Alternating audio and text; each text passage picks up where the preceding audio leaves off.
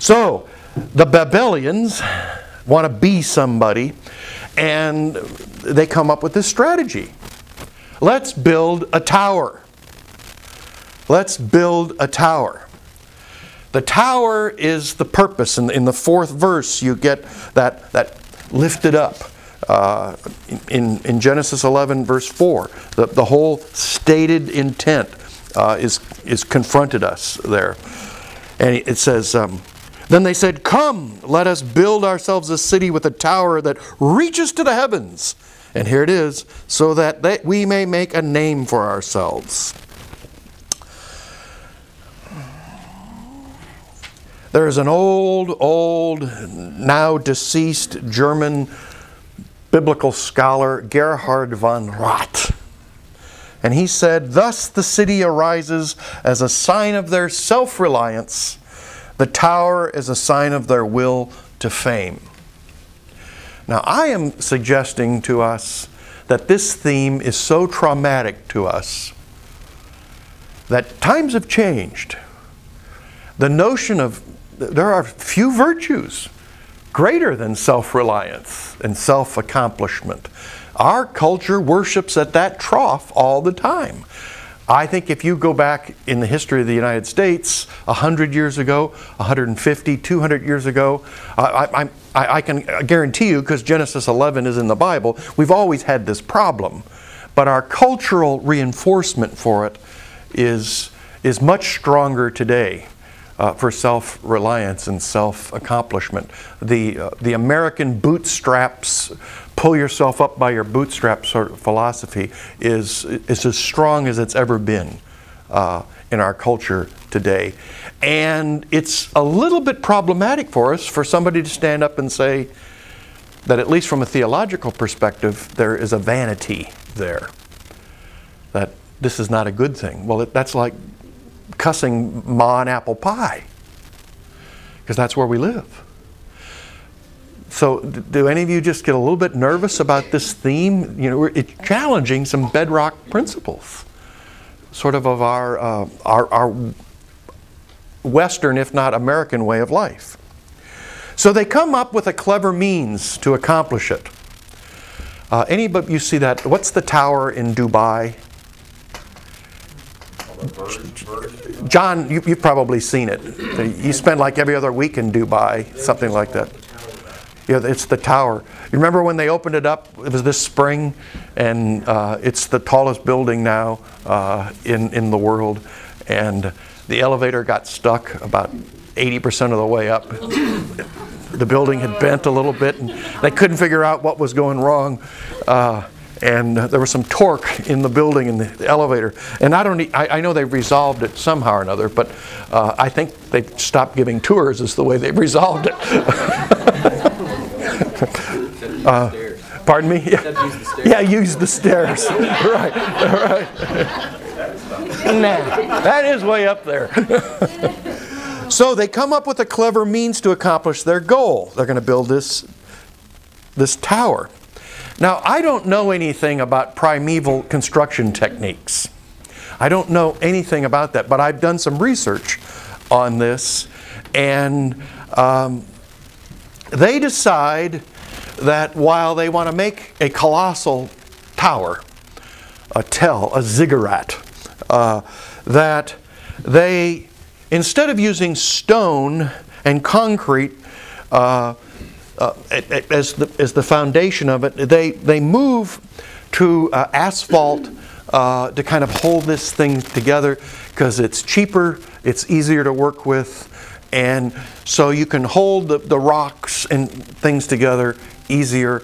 And like I said, I'm not a primeval construction technique expert, and I suspect that you aren't either. But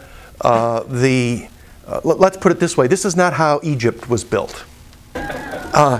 They decide that they take the low bidder, and asphalt is a better way of going. Better meaning cheaper. And so they put it together, and off they go. And the city council was more than willing to spare some money there.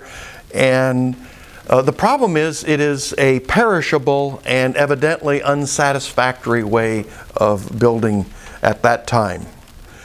So their goal, they decide their goal is to throw their energies into the winning of fame, of creating a name for themselves. Greatness is the goal. What makes a person great? Their character. Their character. Their character? What's that mean? Who they are and what they stand for, I guess. What do you mean by great? Okay, what do you mean by great? By the way, it's not your prerogative to throw questions back at me. Okay? Why is that? Because I'm great. My Jewish heritage.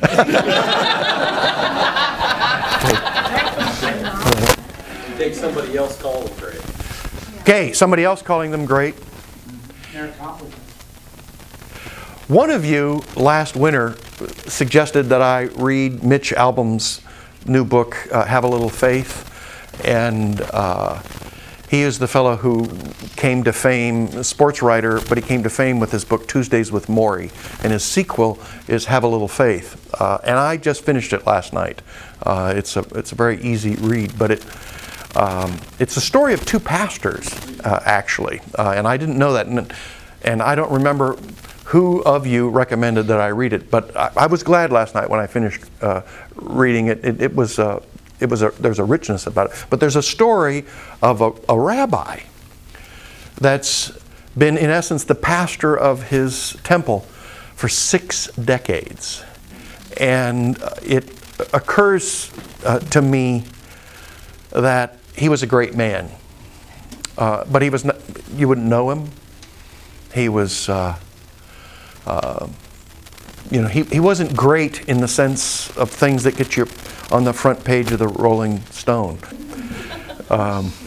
Well, what makes great is an issue that is rampant in our culture forever and ever.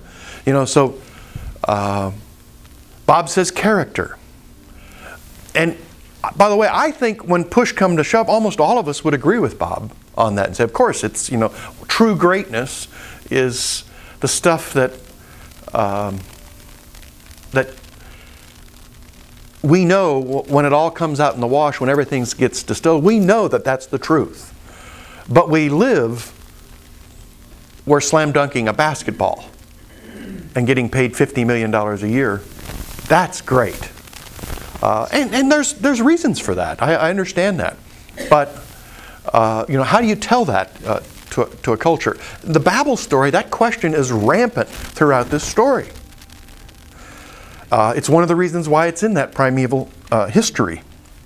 So, is greatness, and this is the question that I gave to my son, is greatness, is fame an end in itself? That was their goal. And that's the question of this story. I don't know if you noticed this, but if you reread the story, you're going to see a repetition of the word, in the NIV translation, it's the word come. Come, let us do this. Come, let us do this. It's a repeating theme. And I think that carries some freight in the story that we overlook. Because while they're busy doing the come let us do this, come let us do this, come let us do this, the story begins to change when God says, it's now my turn. And so there's a fulcrum in the story. So the human effort is born off of this whole notion of, this is what we're going to do. Come, let us do this. Come, let us do this. And then God says, okay, I'll do a little bit of this of my own. And so we have this sort of halfway built city